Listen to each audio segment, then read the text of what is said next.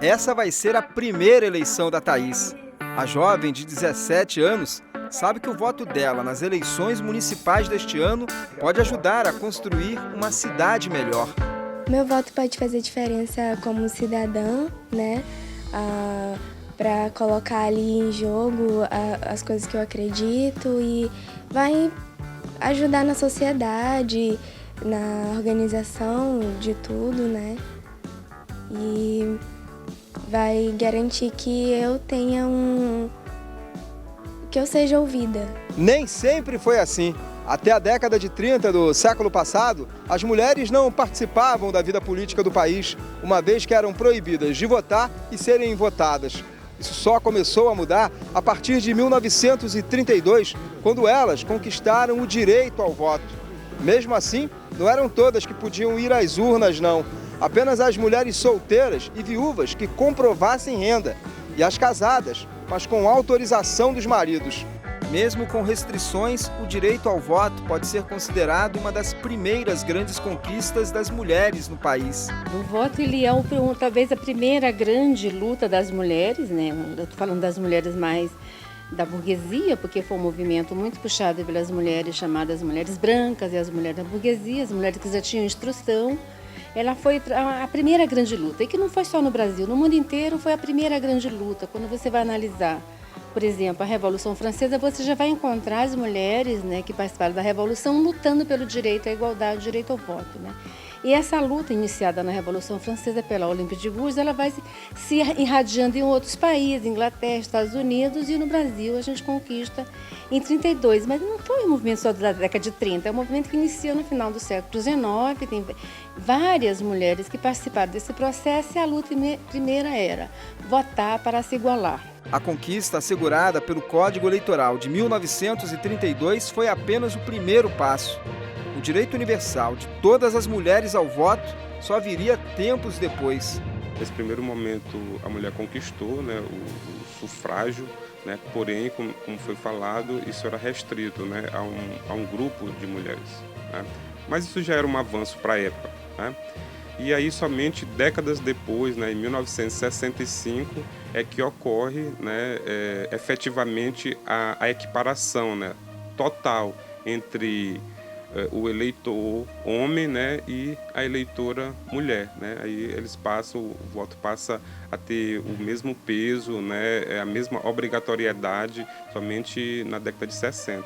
A Dona Maria Monte nasceu 3 anos após a conquista do voto feminino.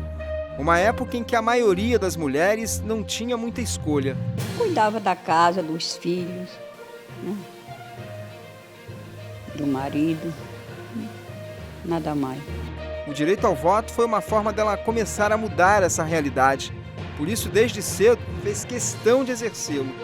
Eu era novinha, o meu primeiro voto. A gente gostava muito de votar, ia para comício e brincava com os candidatos, porque é para a melhoria da cidade, das pessoas.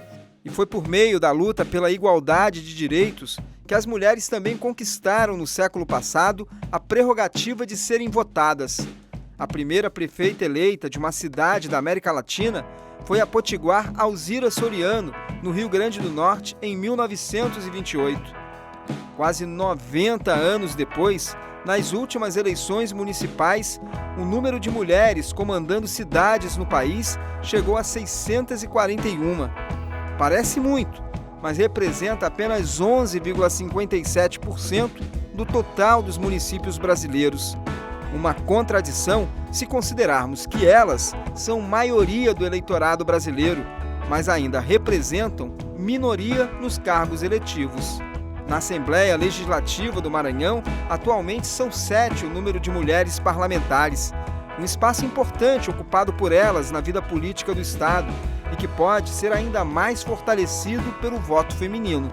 Nós mulheres precisamos quebrar muitas barreiras para conseguir, né, essas coisas tão brilhantes como o voto feminino, a mulher ocupando cargos cada vez mais na política de destaques, sendo eleita prefeita, sendo eleita deputada, né?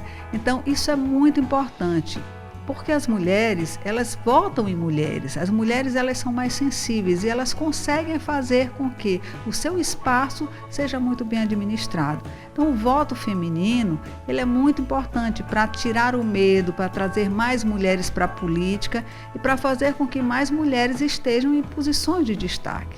Na véspera em que se comemora o Dia Internacional da Mulher, há muitas conquistas a serem celebradas e a certeza de que ainda há muito a se conquistar. E se depender delas, a luta por direitos como o da representatividade política não para por aqui. Eu vejo como extremamente importante a eleição de mulheres, porque é trazer o debate que está na sociedade, que está no mundo do privado, que a gente chama, está dentro das casas, está dentro dos bairros, para dentro do cenário de decisão. E essa correlação de forças, ela vai ajudar a se trazer a público questões que antes eram consideradas como não política. Foram 88 anos, mas nós sabemos que agora a mulher realmente se empoderou, perdeu esse medo, conquistou o seu espaço, fez com que as pessoas entendessem o quanto é importante a mulher ocupando esses espaços de poder. E acho que agora toda a consciência, né? A mulher, ela traz essa consciência dentro de casa. O voto feminino é muito importante porque ela consegue sensibilizar o marido, ela consegue sensibilizar o filho, ela consegue sensibilizar as pessoas ao seu redor, mostrando a importância da participação na política. A representatividade feminina é muito importante em relação ao meio político, porque sabemos que as mulheres são em maior quantidade, mas mesmo assim não tem a maior influência ali naquele meio. Então, só elas entendem o que passam, como é o dia a dia, e de uma forma seus direitos não são atendidos, né, da mesma forma que os homens. E acho que as mulheres teriam mais empatia com as outras, de saber, não, eu vivo isso, então eu posso mudar esse meio.